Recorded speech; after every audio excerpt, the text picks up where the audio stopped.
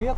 Сегодня у нас 30 декабря. Такой обзор, последний, можно сказать, как бы с моим Лексусом, попрощаться. Вот, решил как бы продать, нашелся покупатель. Вот, забирает сегодня у меня один, как сказать, пожилой человек. Вот. Ну что про машину могу сказать? За 4 года эксплуатации машина не подвела себя особо там. Ну, пришлось, конечно, поремонтировать ее маленечко, там кое-где мелочи поделать. В общем, когда я машину купил, получается, были умотаны все гидроамортизаторы, потом привода были уже как бы тоже в плохом состоянии, ходовка, шаровые, линки, все вот это вот полностью как бы менялось оно. Вот. Потом что еще, передок весь перебрал. Суммарный люфт был на машине. Это у нас получается, когда зазоры, ну то есть люфт на каждом узле есть, он получается идет от самих приводов, то есть на самих приводах может быть один люфт быть, как бы это все устраняется заменой приводов. Потом дальше у нас идет раздатка, там получается есть регулировочные шайбы, их тоже как бы надо менять, ну настраивать получается. И эти шайбы есть разного размера, и их получается надо как просто другие размеры выбираешь, и этот люфт тоже устраняется. Потом замена идет всех крестовин, это тоже помогает убрать суммарный люфт, он делает его еще меньше. И последним этапом идет у нас уже как бы задний мост, смотришь, есть ли там люфты или нету. То есть это уже все полностью 100% убирает этот люфт. Как он себя проявляет, этот люфт, сейчас покажу.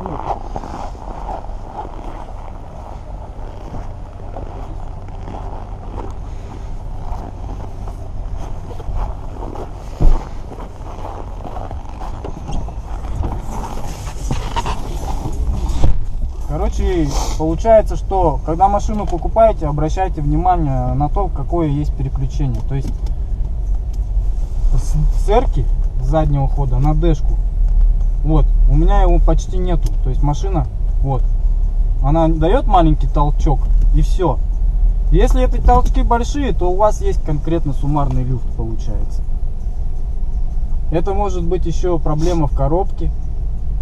То есть давление слишком большое, плохое масло может играть роль, то есть как бы замена масел тоже много чего влияет. Поэтому в первую очередь надо менять все масла, перебирать вот это вот, что я сейчас сказал, смотреть все эти люфты. Потом ходовку надо смотреть, шаровые сразу линки, все, передок перебираешь. Потом есть такая болезнь у крузаков и у 70. Обращайте внимание на бежит ли получается масло из сальников. То есть вот эти сальники, которые ступичные у него, они постоянно у него, то есть выдавливают. Не знаю. Когда забивается сопла, вот эти вот у них же есть, получается, на мосту сопла. Когда они грязью забиваются, там получается избыточное давление в мосту заднем, и за счет этого как бы выдавливать начинают сальники. В морозы тоже, как бы, если масло плохое, то может выдавить тоже голову. Смотреть надо сразу коренной, получается, сальник, где двигатель, тоже может бежать. Потом какие еще проблемы могут быть? Слабое место, пробег, когда 200 тысяч миль, уже начинает замок зажигания, тоже приходит в негодность. Обычно ломается личинка, то есть как оно себя проявляет. Вставляете ключ в одно время как-нибудь, да, куда-нибудь хотите, допустим, поехать, вставляете ключ, проворачиваете, щелчок такой, щелк, и все, он просто начинает ключ крутиться на 360, получается, градусов, и вы машину не заведете, ничего не сделаете. То есть просто обламывается головка вот этой личинки. И желательно, когда вы купите себе такую машину, сразу покупайте себе вот эту личинку, получается, на запас. Она должна всегда присутствовать, потому что цена личинки 6000, можно в принципе через интернет ее заказать намного дешевле, но чтобы она была. Она может подвести в любое время на таких пробегах. И то, что вы купите эту личинку уже контрактную, ну то есть с другой машины, это не значит, что она отходит у вас. Она может в любое время, также через месяц сломаться. Если у этой машины был пробег 200 тысяч миль примерно. Не знаю почему, но вот именно она по пробегу ломается. Вот. Там такой получается механизм, когда она проворачивает, такой, как бы получается стук что ли, она ударяет там что-то у него механизм, и он просто ломает. Вот такой вот есть такая вот проблема. Что еще у нас получается? Ну, жор колодок на этой машине, конечно, это как за здрасте. То есть получается, колодки надо чаще смотреть, жрет он их быстро, потому что машина тяжелая, и тормоза они были как бы не рассчитаны на такой тоннаж, что ли. Как бы они слишком маленькие и быстро изнашиваются. Тоже раз в год смотрите колодки, меняйте, получается. Так, что еще, какие проблемы были? В принципе, привода на этой машине тоже слабое место, в принципе, я не знаю, потому что, в принципе, если вы купите их контрактные, ну, оригинальные, да, конечно, хорошо бы купить новые, с завода, прям оригинальные, но они стоят, ё-моё, то есть вы разоритесь очень сильно, в копеечку вам станет. И не факт, что вы их вообще найдете. Сейчас все продают на форпосте, везде, получается, эти сатовские комплекты, какие-то там еще. Вот, по приводам вот так вот, как я, короче, рассказал, что привода надо покупать, ну, как бы, если китайские будете саты ставить, они год ходят, не больше. То есть год и будете ставить. Может, если вам сильно повезет, 2 года отъездите, все равно они захрустят у вас, получается. Поэтому надо их почаще следить за пыльниками. Что еще? Из-за чего появляется на этой машине чек?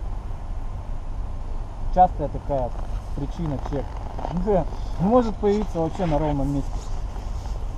Может появиться просто временно, то есть показания какие-то в компьютере сбились, то есть бензин дал какой-то то ли обогащение, то ли переобогащенная смесь, то ли объединенная, и все, он получается может вам выдать временный чек. То есть вы просто скиньте клемму аккумулятора, он идет в принципе. Если чек появляется заново, то есть получается надо все-таки смотреть причину. Это может быть либо свечки, это может быть катушки, это может быть эти кислородные датчики, у него их 4 получается, банк левый, правый, и там получается один идет сверху катализатор, другой снизу получается, туда дальше на трассе. Тоже их надо смотреть. Ну, как бы, датчики АБС тоже у него могут часто как бы выходить из строя. Так, что еще можно рассказать? В общем, по чеку тут может все что угодно быть. Даже бывает такое, что крышка тупо бензобака, она, если в негодность, то есть в негодность приходит, то он может тоже иногда выдавать чек engine. То есть в баке у него какой-то датчик давления, что ли, и он может показания тоже такие дать, что ошибка видит. Тут нужно, конечно, сканер иметь желательно и смотреть, какие ошибки по кодам выдает. Ну, как бы все, в принципе, основные такие болечки я рассказал. Тоже бывает, что ступичные подшипники на нем надо тоже смотреть. Ну, у меня, в принципе, я ступичные менял раз, вот 2 года назад, и у меня как бы они бегают нормально. За шаровые вообще ничего сказать не могу. Я вот машину 4 года назад купил шаровые, как поменял, так и ездил. Шаровые тяги, все, вот ходовку сделаете, если вы сильно много не ездите, вам на 5 лет хватит этой ходовки. Про амортизаторы гидро, расскажу еще раз про гидроподвеску. Ни в коем случае не вырезайте эти амортизаторы гидро, не ставьте эти обычную крылаковскую систему, потому что гидроамортизаторы по 150 тысяч, говорю, ходят. Это как бы от производителя было заявлено, что ли, я в интернете читал. И получается, желательно оставить гидру и восстановить ее, и она вам будет служить долго и как бы хорошо. Даже в морозах, Вот у нас 50 градусов, это Якутия. Вот сними. Смотрите, это город получается у нас. Все полностью затянуто этим туманом. То есть получается влажность влажность у нас не сильно большая, но такой мороз получается у нас сухой. И все равно вот как бы в гидро, вот я езжу. То есть получается могу целый день на гидроподвеске ездить. И машина у меня не сядет, она не садится, она просто показывает ошибку почему-то, что он типа осажен low, то есть в нижнее положение. Но на самом деле она как бы стоит на своем месте и она отрабатывает все ямки, все как бы работает. Вот так вот. Ну вот в принципе вот такая вот машинка. Подсветку я восстановил порогов за это время. Литье вот купил я, хорошая литишка. Очень нравится мне рисунок. Это лексусовское литье, то как бы, ну тойотовские значки не стал я как бы менять пока. Не нашел я и уже, наверное, все. Ничего не буду делать. Так и продам машину. По ГБО вот как бы все нормально. Год я езжу, никаких проблем нету. Все хорошо. Машина, ей и мощности хватает, и всего как бы, да.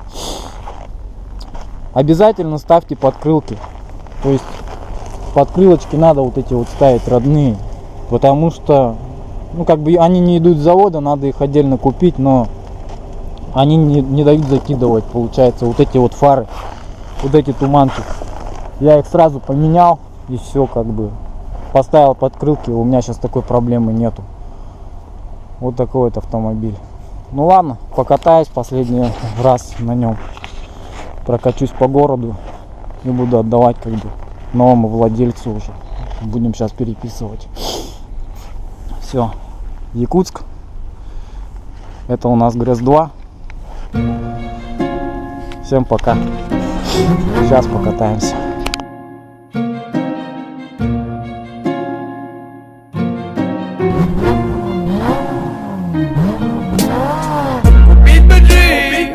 Бронированный, весь заряженный, тонированный, чтоб не лезла нечисть, не видеть суеты. Помогут ты полумесяцы кресты. Купить бы джип, бронированный, весь заряженный, тонированный, чтоб не лезла нечисть, не видеть суеты. Помогут ты полумесяцы кресты. Квартала, эти улицы разбитые машины, люди губятся, молодежь дурью травится. Не предлагайте ничего, куда все катится. Братишка, подготовь-ка мне номера адвокатов. Так на всякий случай, так от всяких гадов. Сегодня на районе, сегодня я закатан. Желаю увидеть никого, желаю лишь закаты. Опять эти менты, шухеру бери, разбег, пацаны, и беги, беги куда не важно. Один же привод был, тебе нельзя ведь дважды. Опять придется отмечаться пацанам, чьим подвигом не быть сбываться. Кому-то дом, с отчимом ругаться. Отчина спаси, как перестать бояться. Купить бы джип, бронированный, весь заряженный, тонированный, чтоб не лезла нечисть, не видеть суеты. Помогут ты полумесяцы кресты. Купить бы джип, бронированный, весь заряженный, тонированный, чтоб не лезла нечисть, не видеть суеты. Помогут ты полумесяцы кресты. Отдайте молодым этот дым, всем, кто нуждается, всем, кто ругается. Не думал ли, братёк, ты покаяться? Скажешь, не грешил? Да не тебе кажется. Ты пока, рыка, мамка, куда запрятала травматку? Братишки, вечером не сладко. Ну вот пробег, получается, машину я купил. У меня был пробег 193 тысячи миль. Сейчас у меня 205 тысяч миль. Это я наездил все за 4 года. Ой. Эксплуатация вот такая была. В сидящем режиме.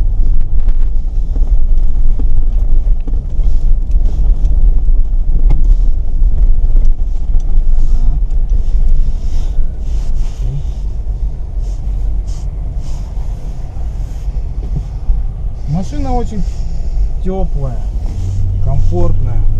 Все вообще. Для нашей зимы, для Якутска, это самое топ.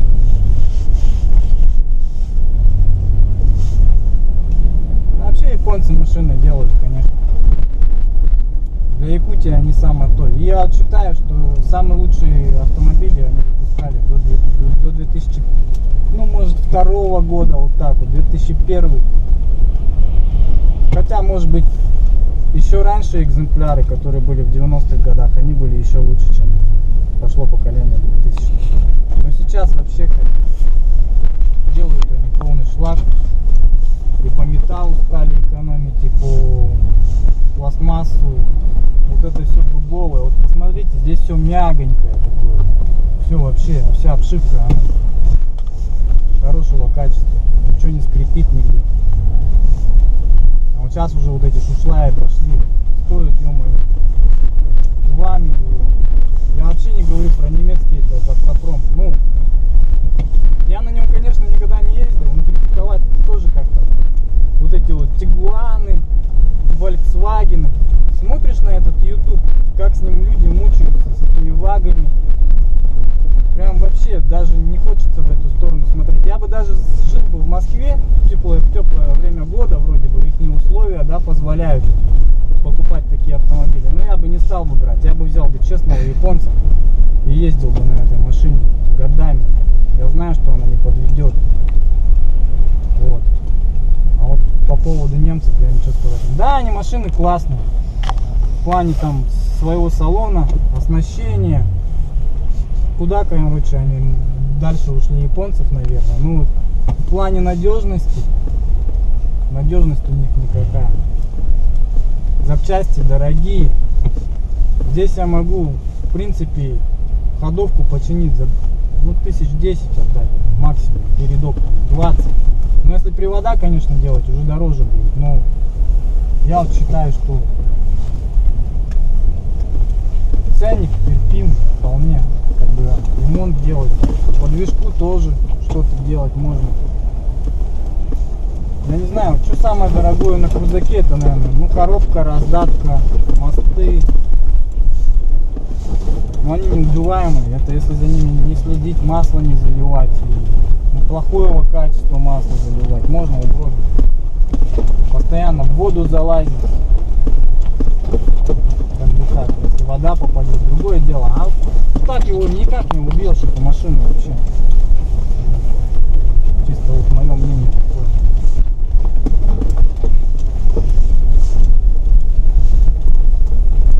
В Якутске дорог у нас нету, поэтому это лучший вариант автомобиля.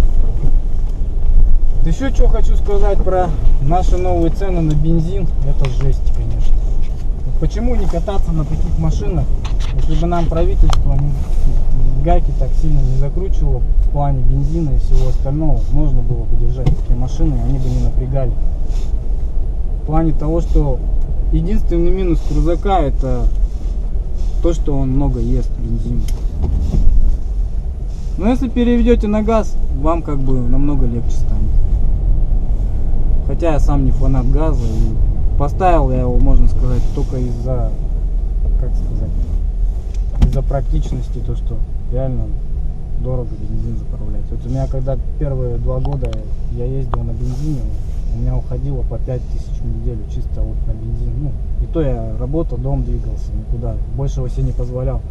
Какой-то на рыбалку туда съездить, это уже сразу 5000, 10 тысяч тратишь, чисто бензин. То есть это очень сильно по карману бьет, и поэтому я поставил ГБО. Там, что бы ни говорили, там Европа газ, вот у меня получается оборудование, никакой ни BRC, ни Лавата я не ставил. Ездит, нормально ребята поставили, как бы вот, все. Это, наверное, как бы зависит. Но единственное, что вот у меня вот датчик, вот этот датчик газовый, он получается постоянно моросит. Он выходит из строя, там получается, он находится, где бензобак. То ли водой его заливает, то ли что, ну в общем выходит из строя. Вот, как